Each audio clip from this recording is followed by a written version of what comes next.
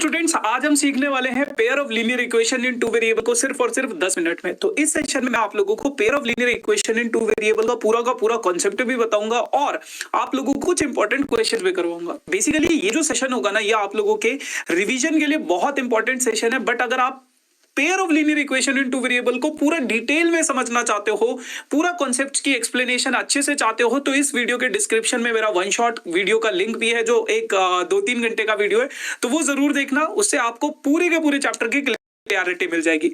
बाकी रिवीजन के लिए ये सेशन सबसे बेस्ट है, क्योंकि 10 मिनट में इससे बेहतर रिवीजन आपको कहीं नहीं मिलेगा।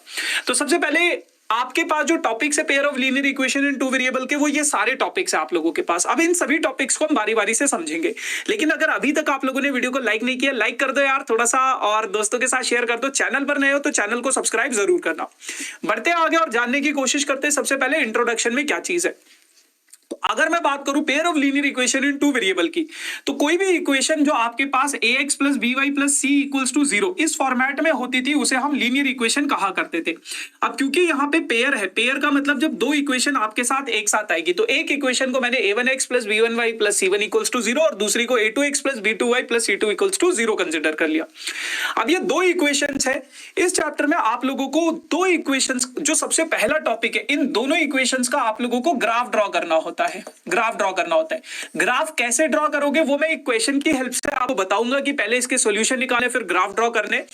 लेकिन दूसरा जो टॉपिक आता है आपके पास, वो आता है nature of lines without drawing a graph. बिना ग्राफ ड्रॉ किए आप बता सकते हो कि किस तरीके के आपके पास ग्राफ बनेंगे। सो बेसिकली आपके पास तीन प्रकार के ग्राफ बनेंगे। दो लाइंस होंगी जो इंटरसेक्टिंग होंगी, या तो दो लाइंस पैरेलल होंगी, या तो फिर लाइंस इस प्रकार से होंगी एक के ऊपर एक।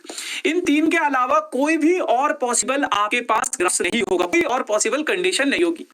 अब बिना ग्राफ ड्रॉ किए हम कैसे इनके नेचर को डिफाइन कर सकते हैं? तो आपको क्या करना है, आपको इनके रेशियोज को निकाल लेना है। अगर a1 upon a2 does not equals to b1 upon b2 है, तो वो इंटरसेक्टिंग लाइन होगी और उसका सिर्फ और सिर्फ एक सोल्यूशन होगा, यूनिक सोल्यूशन। जितने पॉइंट पे ये इंटरसेक्ट करेंगे उतने उनके सोल्यूशंस होते। अगर ये तीनों रेशियोज इक्वल है तो उसके मैनी सॉल्यूशन होंगे, और इस लाइन को बोला जाता है कोइंसिडेंट लाइंस। अब देखो ये कितने पॉइंट पे इंटरसेक्ट कर रहे हैं, बहुत सारे पॉइंट्स पे इंटरसेक्ट, इसलिए इसके मैनी सॉल्यूशन। अगर a1 upon a2 b1 upon b2 equal है बट c1 अपॉन c2 बराबर नहीं है, तो नो सॉल्यूशन। और ये लाइंस पैरेलल होती है, तो एक भी पॉइंट पे ये इंटरसेक्ट नहीं कर रहे, जिसकी वजह से इसका एक भी सॉल्यूशन नहीं होगा। अब कई बार इसको इंडिपेंडेंट लाइंस बोला जाता है, इसको डिपेंडेंट लाइंस बोला जाता है, इनको इनकंसिस्टेंट, और इन दोनों को कंबाइन कंसिस्टेंट भी बोला जाता है। कंसिस्टेंट लाइंस वो लाइंस होती है जिनका कम से कम एक सॉल्यूशन होता है। ठीक है भैया, चलो फिर उसके बाद यार आपके पास इस चैप्टर में आपके पास इंट्रोडक्शन हो गया, ग्राफिकल मीनिंग हो गया, nature of lines without graph हो गया। अब ये जो अलजेब्राइक मेथड है, इसमें आप दो तरह के मेथड पढ़ते हो। एक पढ़ते हो बेटा एलिमिनेशन मेथड, दो इक्वेशंस को सॉल्व करने के लिए, और एक होता है आपके पास सब्स्टिट्यूशन मेथड, ठीक है ना। फिर उसके बाद आता है आपके पास वर्ड प्रॉब्लम। तो सबसे पहले समझते हैं कि एलिमिनेशन मेथड और सब्स्टिट्यूशन मेथड क्या होता है। तो मान लो आप लोगों के पास दो इक्वेशन दी गई है, 2x plus 3y is equals to 6 और 6x minus 8y is equals to 1। इन दोनों इक्वेशन को अगर मैं सब्स्टिट्यूशन मेथड से सॉल्व करना चाहूं, तो सब्स्टिट्यूशन मेथड में आपको क्या करना है, आप किसी भी इक्वेशन को पिक करो, आपकी मर्जी है, जो आपका दिल करे आप उस इक्वेशन को पिक करो।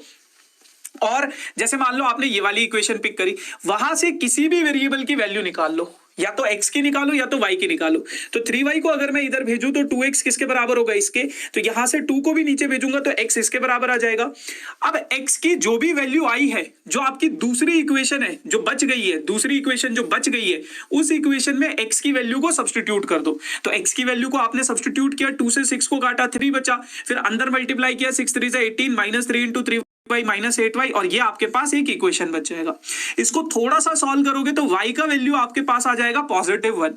अब उस y की वैल्यू को यहाँ पे जो x का वैल्यू आपने निकाला था, यहाँ पे y का वैल्यू सब्स्टिट्यूट कर दो, तो यहां से आपके पास x का वैल्यू भी आ जाएगा। ये मेथड होता है सब्स्टिट्यूशन मेथड, जिससे आप x और y की वैल्यूज निकाल सकते हो। फिर से सुनो, दो इक्वेशन है, दोनों में से कोई भी पिक करो, वहां से एक वेरिएबल की वैल्यू निकालो, फिर उसको दूसरी इक्वेशन में सब्स्टिट्यूट करो। दूसरी इक्वेशन में सब्स्टिट्यूट करने के बाद एक वेरिएबल की वैल्यू आएगी, फिर उसको वहीं पे वापस से सब्स्टिट्यूट कर दो तो x की वैल्यू भी आ जाएगी। अब समझो एलिमिनेशन मेथड कैसे काम करता है। तो एलिमिनेशन मेथड के लिए आप लोगों को क्या करना है, आपके पास दो इक्वेशन है, आप दोनों इक्वेशंस में या तो x के या तो y के कोएफिशिएंट्स को बराबर कर दो। जैसे यहां पे 6 है, यहां पे 2 है, अगर मैं इस 2 को 3 से मल्टीप्लाई कर देता तो मेरा x का कोएफिशिएंट इक्वल हो जाता ना। तो मैंने क्या किया, इस पूरी इक्वेशन को 3 से मल्टीप्लाई कर दिया। 3 से मल्टीप्लाई करूंगा, 3 2 जा 6 हो जाएगा, 3 3 जा 9 हो जाएगा, 6 3 जा 18 हो जाएगा। तो अब मेरी जो पहली वाली इक्वेशन थी वो ऐसी बन गई है। दूसरी इक्वेशन एज इट इज है, दोनों इक्वेशन को सब्ट्रैक्ट करना है। जब भी हम सब्ट्रैक्ट करते हैं तो ये जो दूसरी वाली इक्वेशन होते हैं इसके साइन चेंज हो जाते हैं। ये यहाँ पे पॉजिटिव था तो नेगेटिव, ये नेगेटिव था तो पॉजिटिव, ये पॉजिटिव था तो नेगेटिव हो जाएगा। काटोगे 6x से 6x कट जाएगा, ये 17y इज इक्वल्स टू 1 के बराबर हो जाएगा। y का वैल्यू आ गया 1, यहां पे भी y का वैल्यू कितना आया था 1। अब इस 1 को ये दोनों में से किसी भी इक्वेशन में सब्स्टिट्यूट कर दो, आपके पास x की वैल्यू आ जाएगी। तो x की वैल्यू कितनी आ गई है 3/2।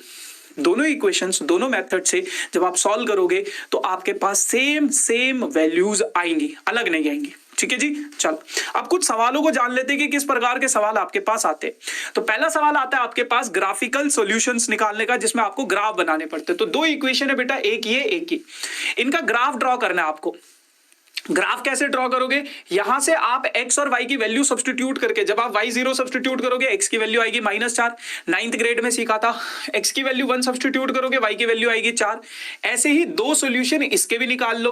x की वैल्यू 0 सब्स्टिट्यूट करी, y आया 6, y की वैल्यू 0 सब्स्टिट्यूट करी, x की वैल्यू आई 3।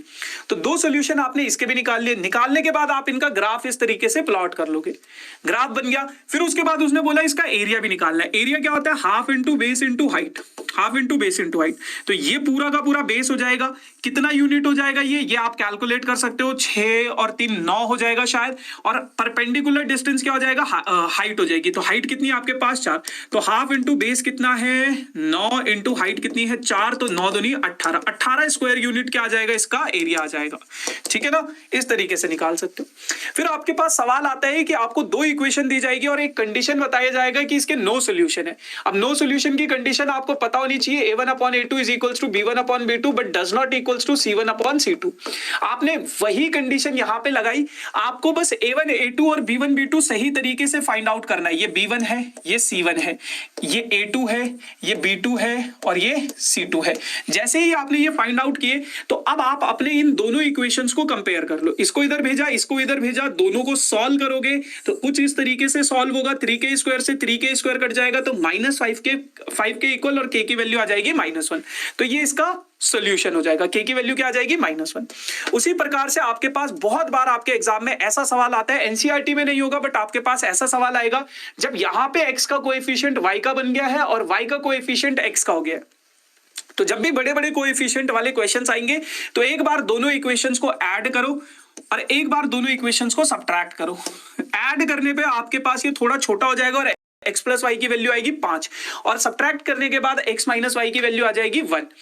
अब इस इक्वेशन के x और y की वैल्यूज मुझे कमेंट सेक्शन में आंसर जरूर बताना कि x और y की एग्जैक्ट वैल्यू क्या है। अब तो इसको एलिमिनेशन मेथड से सॉल्व कर सकते हो, कमेंट सेक्शन में आंसर बताओ। उसके बाद आप लोगों के पास है यार एक बहुत इंपॉर्टेंट